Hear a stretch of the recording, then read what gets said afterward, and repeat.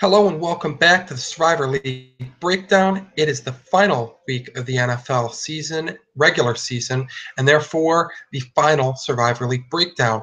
I'm your host, Josh Shepardson. You can follow me on Twitter where I post as @BChad50. But let's jump right into these games. Really tough to pick games at this point in the season because there are some teams that really don't have anything to play for.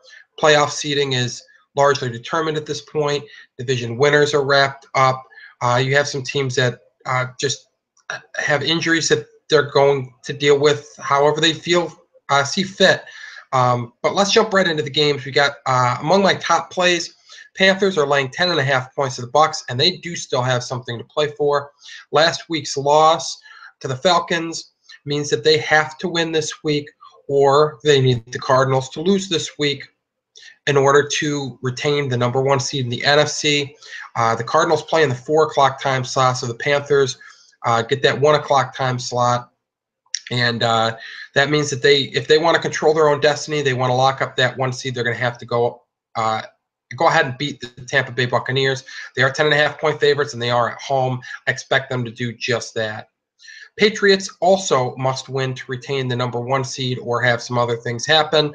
If they win, they get the number one seed for the AFC. It's that simple. They're 10.5 point favorites at Miami against the Dolphins team that they squashed on Thursday Night Football earlier in the year. I expect this to be much the same as the first contest. They should handle the Dolphins quite easily. The Steelers are at the Browns, and originally the line was posted at around 10 points.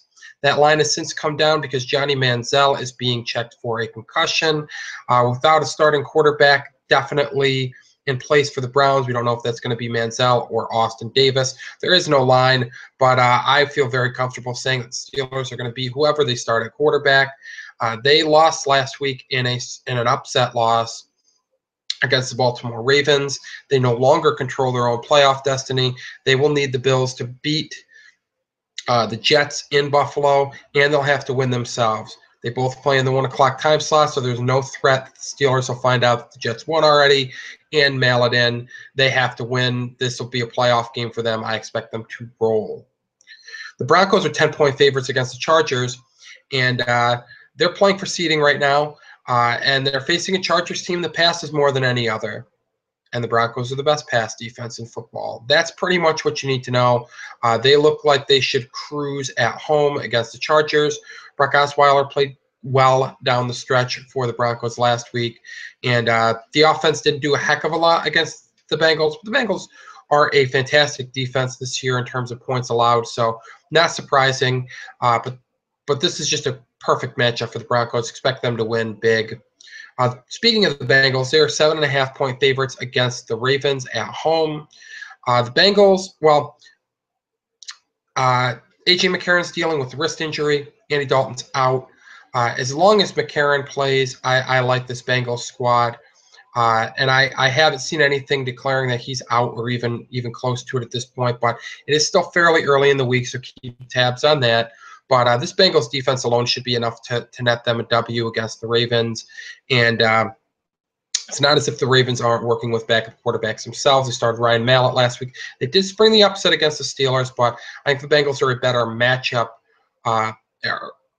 better with the Ravens, I should say, as they're more of a defensive-oriented team, and they're ready to make things ugly. The Steelers, not so much. They really can score some points, but their defense has been dreadful this year, and they got punched in the mouth last week.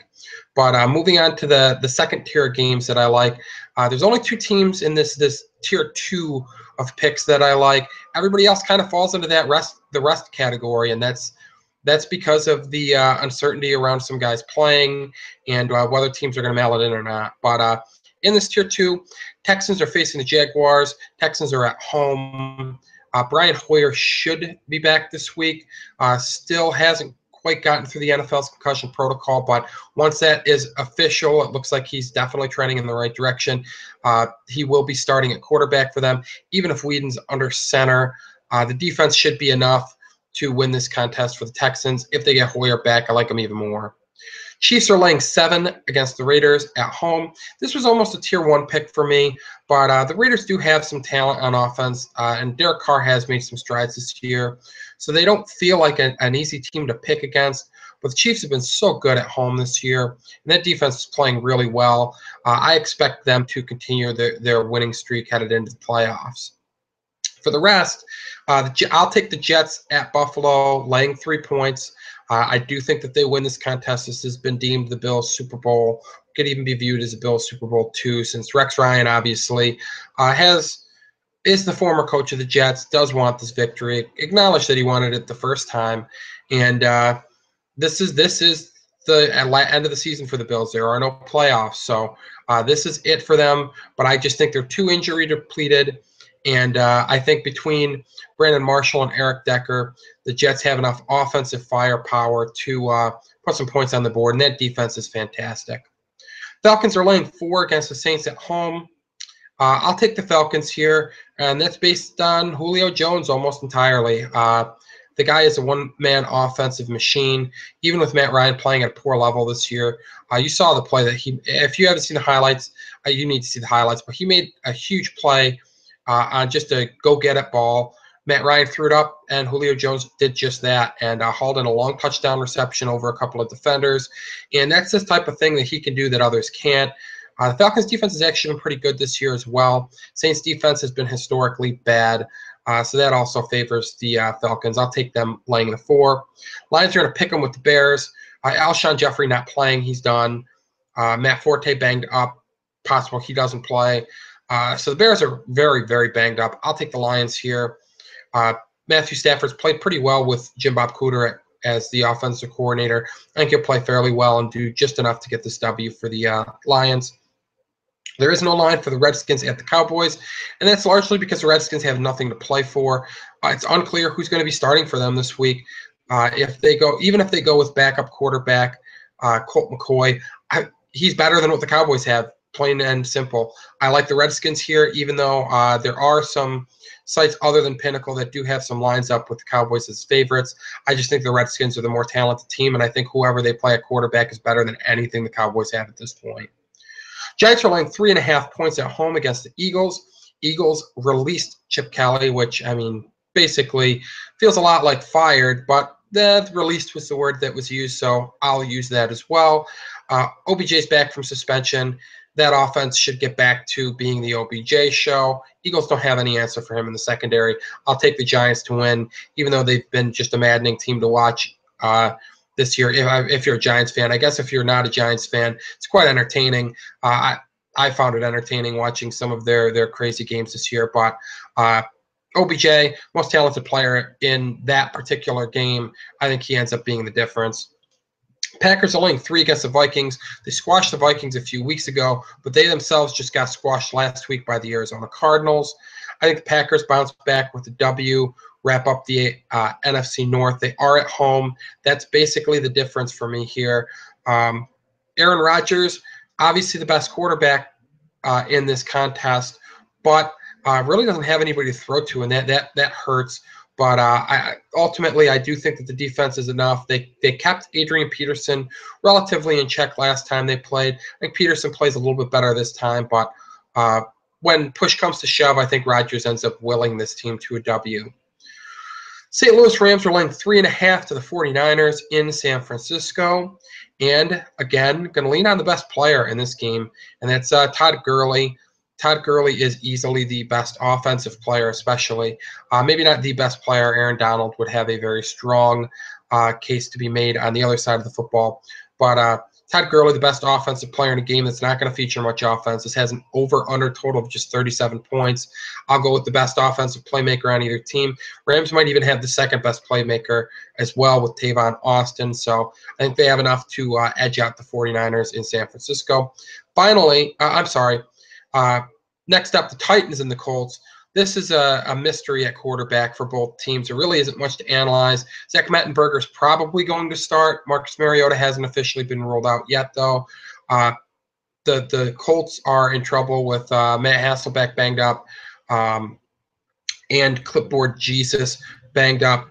Stephen Morris looks like he's probably starting for the Colts. If that ends up being the case, I like the Titans here. I actually like the Titans pretty much regardless of who's starting at quarterback. Delaney Walker and Dorial Green-Beckham should be too much for that Colts secondary, and ultimately give Mettenberger just enough, even though he looked terrible last week and really hasn't been an NFL caliber quarterback. I think he gives them just enough to get some offense and get a W.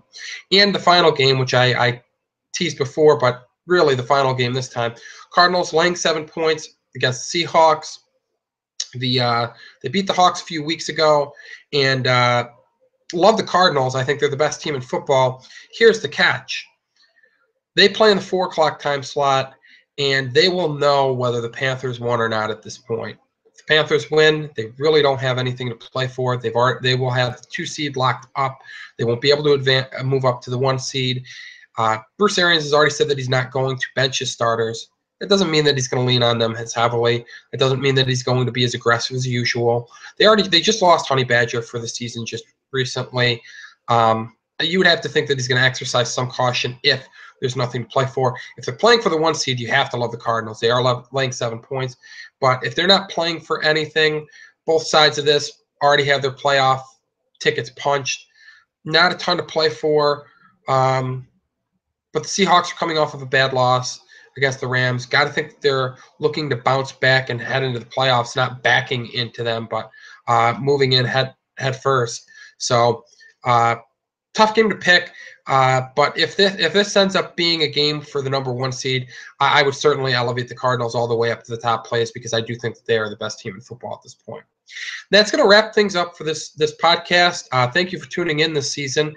Check out fantasyfootballcafe.com. During the offseason, our forums are still going to be active, and we will be getting some more content up there at some point. But until then, good luck in your survivor leagues. Enjoy the NFL playoffs, and enjoy the rest of the NFL season in general. Take care.